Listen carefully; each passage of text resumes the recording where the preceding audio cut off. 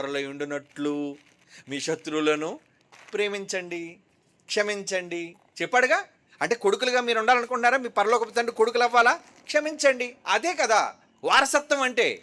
దేవుని నుంచి కొడుకుగా వచ్చే వారసత్వం దైవత్వం.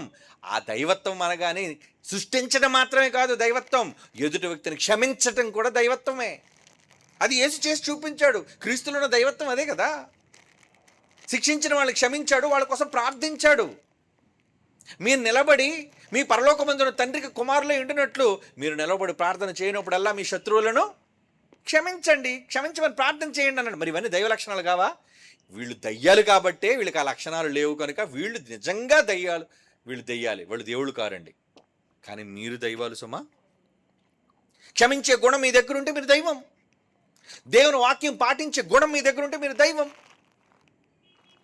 అలాగని తండ్రి అయిన దేవుడు మనం కాలేము.